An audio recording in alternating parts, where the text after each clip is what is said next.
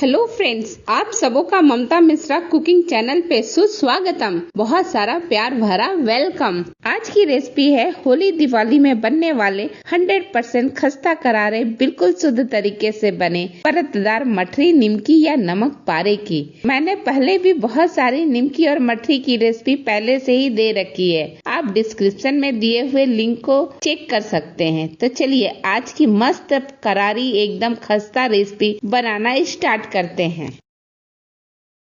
मठरी या निमकी बनाने के लिए हम डो तैयार कर लेते हैं। तो इसके लिए मैंने लिया है 2 कप मैदा। 2 कप मैदा को अच्छी तरह से चालन में लेकर के हम चाल लेंगे, जिससे डर्ट्स वगैरह सारे निकल जाएं और एकदम स्मूथ पाउडरी मैदा हमें मिल जाए। ये देखिए मैदा अब अच्छी तरह से साफ हो चुका है। अब इसमें कुछ चीजें मिलाते हैं। तो 1 चुटकी बराबर जीरा और 1 चुटकी बराबर काली मिर्च डाला। साथ ही 1/4 हम ले लेंगे अजवाइन को और इसे हाथों में अच्छी तरह से क्रश करके रगड़ करके डालेंगे। और हम इसमें डाल देते हैं बहुत थोड़ा सा 1 चुटकी बराबर हल्दी को। इससे कलर बहुत बढ़िया आ जाता है, बहुत अच्छा दिखता है। सारी चीजों को रफली मिला लेते हैं और फिर इसे मोयन देते हैं। तो मोयन देने के लिए मैं कुकिंग ऑयल का ही मोयन देने वाली हूँ। तो 3 से 4 चम्मच हम डाल देंगे कुकिंग ऑयल। आप 3 चम्मच स्टार्टिंग में डालिएगा। मिलाने के बाद अगर मोयन अच्छी तरह से नहीं होता है तो 1 चम्मच और डाल दीजिएगा। स्टार्टिंग में मैंने 3 चम्मच ही डाला है। अब इसे अच्छी तरह से मिक्स करते हैं सारी चीजों के साथ। हमें मोयन देने में 1 से 2 मिनट का टाइम लगता है और जब हाथों में इस तरह से लड्डू बनने लगे ना, देखिए बिल्कुल इस तरह से एक जगह इकट्ठा करें और इस तरह से जब बिखरे नहीं तब मतलब मोयन अच्छा देना हो गया है। बीच में मैंने 1 चम्मच और डाला था तेल कुकिंग ऑयल, और ये मैंने नमक भूल गई थी तो आधा टेबल स्पून नमक डाल दिया है। और फिर साथ में थोड़ा थोड़ा पानी ऐड करते हुए बिल्कुल स्मूथ टाइट डो बना करके हम रेडी करेंगे। ये देखिए बस 1 से 2 मिनट में बहुत बढ़िया से डो बन जाता है। ये डो बन गया है। अब इसे अच्छी तरह से फैला लेती हूँ और 20 मिनट के लिए रेस्ट करने के लिए छोड़ देती हूँ। तब तक चलिए हम साटा बना लेते हैं। तो साटा बनाने के लिए हमने 2 चम्मच मैदा ले लिया है और इसके साथ ही हम इसी अमाउंट में ले लेंगे देसी घी को। देसी घी में साटा बहुत बढ़िया बनता है। अगर देसी घी नहीं डालना चाहते तो कोई भी कुकिंग ऑयल आप डाल सकते हैं, लेकिन प्रोपोर्शन 1:1 का ही रहेगा। मैदा और घी को अच्छी तरह से मिक्स कर लेते हैं एकदम स्मूथ सा, जिससे एकदम कहीं गांठे ना रहे। बढ़िया बन गया साटा। अब हम चेक कर लेते हैं। 20 मिनट का टाइम भी गुजर चुका है तो हम चेक कर लेते हैं आटा को। तो डो हमारा बढ़िया है। इसे थोड़ा लंबा आकार दे करके हम थोड़ा सा बड़ा कर लेंगे चकले के ऊपर, और इसके बाद इसमें से 3 पीस हम कट करेंगे। तो मैं पिज्जा कटर से कर रही हूँ क्योंकि पिज्जा कटर से बड़ा स्मूथ कट जाता है। आप कोई भी धारदार चाकू से सेम काम कर सकते हैं। अब बाकी के 2 मैंने हटा दिया और एक हिस्सा जो है वो मैंने ले लिया है। और कोई भी तेल घी कुछ भी लगाने की जरूरत नहीं है, बस एक बड़ा पेड़ा बना करके रेडी कर लीजिए और फिर हम इसको बेलेंगे।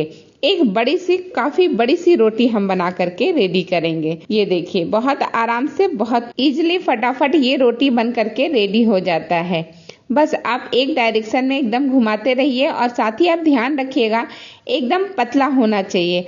अगर चकला आपका छोटा है तो आप सेम काम प्लेटफॉर्म पे, किचन के प्लेटफॉर्म पे भी कर सकते हैं। काफी आराम से बस पोंछ करके उस पे बेल लीजिए।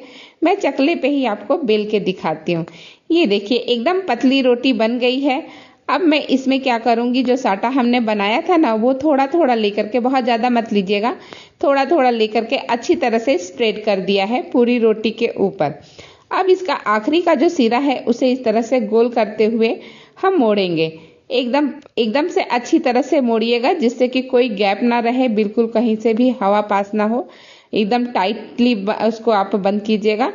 और इस तरह से देखिए मैंने पूरा बंद कर लिया है। अब इसे हल्का सा हाथ में रोल कर लेते हैं जिस चकले के ऊपर ही, और साइड का जो हिस्सा है वो कट कर लेते हैं। बहुत देर रोल भी नहीं करना है, 1 मिनट बस रोल कीजिए और फिर थोड़े दूर पे आप इस तरह से कट कर लीजिए। बहुत ज्यादा गैप मत कीजिएगा, हाफ इंच या फिर उससे भी कम में आप कट कर लीजिएगा। ये देखिए अब मैंने अच्छी तरह से 2-4 कट करके आपको दिखा दिया है। इसी तरह से मैंने बाकी सारे भी कट किए हैं। अब इसमें से एक उठा करके दिखा रही हूँ। ये दिख रहा है ना, लेयर्स अच्छी तरह से विजिबल है ना दोनों साइड में। अब किसी एक साइड में इसको हम थोड़ा सा चपटा कर लेंगे, बाकी हटा दिया है और सिर्फ एक बेल करके दिखाती हूँ। और इसको इस बार बहुत ज़्यादा प्रेशर मत दीजिएगा, हल्का प्रेशर दे करके थोड़ी सी बड़ी पूरी के आकार की आप एक रोटी बना लीजिए, बहुत बड़ी नहीं बनानी है आपको। और फिर ये साटा थोड़ा सा ले लीजिए और इसके ऊपर अच्छी तरह से अप्लाई कर दीजिए। इस बार साटा थोड़ा सा ज़्यादा लगाइएगा पहले के हिसाब से। और अच्छी तरह से लग गई। अब इसे मैंने बीच से मोड़ दिया है, वापस से मैं साटा लगाऊंगी और फिर एक बार मोड़ दूंगी। इस तरह से एक त्रिकोण शेप मुझे मिल जाएगा मठरी का, जो बहुत ही बढ़िया लगता है, दिखने में भी बहुत सुंदर लगता है और जब तल करके तैयार होगा तो खाने में भी बहुत अच्छा लगेगा। ये एक बना चुकी हूँ। अब इस तरह से ले लीजिए फॉक और चारों तरफ जो मैंने अभी बनाया ना निमकी, उसके ऊपर आप इस तरह से छेद कर लीजिए। इस तरह से छेद कर देंगे तो तेल में ये फूलेगा नहीं, बिल्कुल बढ़िया मठरी बन करके तैयार होगा। ये एक है। इसी तरह से बाकी सारी भी मैंने बना करके तैयार कर लिया है। ये थोड़ी मैंने बड़ी, जो साइज मैंने आपको दिखाई थी ना, उससे थोड़ी बड़ी है और ये जो छोटे वाले प्लेट में रखा है वो सेम साइज का है जो मैंने आपको दिखाया था। साइज आपके ऊपर है, आप कम छोटा बड़ा कर सकते हैं, लेकिन सबको अच्छी तरह से छेद दीजिएगा जिससे कि तेल में जाकर फूले नहीं। बहुत बढ़िया बन करके रेडी हो गया है। अब चलिए हम लोग तल लेते हैं। तो तलने के लिए मैंने पहले से ही तेल अच्छा गर्म कर लिया है। फ्लेम को मीडियम रखिएगा, ज़्यादा तेज भी नहीं और ज़्यादा स्लो भी नहीं। और एक एक करके आप मठरी को डालते जाइए। जब सारी मठरी यहाँ पड़ जाएंगी और अच्छी तरह से एक साइड में सिक जाएंगी और सिकने के बाद देखिए इस तरह से ऊपर आने लगे, तब आप फ्लेम को लो कर दीजिएगा और फिर अच्छी तरह से पलट करके दूसरे साइड में भी गोल्डन आने तक सेक लीजिए। और इस तरह से अलट पलट करके पूरी मठरियों को, एक बैच का जो मठरी है वो सारा आप सेक लीजिएगा। और ये देखिए अच्छा गोल्डन कलर आ गया है मठरियों का और दिखने में भी बहुत सुंदर लग रही है ये मठरी। तो इसे इस तरह से छान लीजिए। एक बैच हमारा मठरी का हो चुका है। इसी तरह से बाकी के सारे बैच हम बना करके तैयार करेंगे। पास से इसका कलर देखिए, इतना बढ़िया लग रहा है। थोड़ा ठंडा होगा तो और भी ज्यादा क्रिस्पी और गहरा कलर हो जाएगा। तो चलिए मठरियाँ एक बैच की बन गई हैं, बाकी भी इसी तरह बना लेते हैं और फिर सर्विंग के लिए चलते हैं।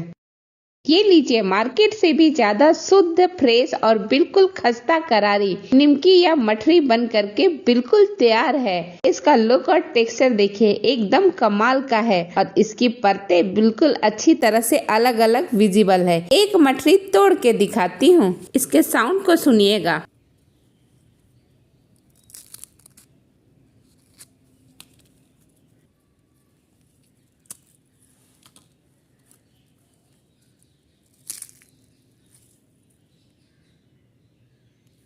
देखा और सुना ना, कितनी करारी, कितनी खस्ता बनी हुई है आज की ये स्पेशल मठरी। अगर आज की रेसिपी आपको पसंद आए तो वीडियो को लाइक शेयर करें। फर्स्ट टाइम मेरी वीडियो देख रहे तो सब्सक्राइब भी करें। इसी के साथ ये वीडियो मैं यहीं समाप्त करती हूँ। फिर मिलती हूँ आपसे एक नई वीडियो, एक नई रेसिपी के साथ। तब तक के लिए बहुत बहुत धन्यवाद। Thank you.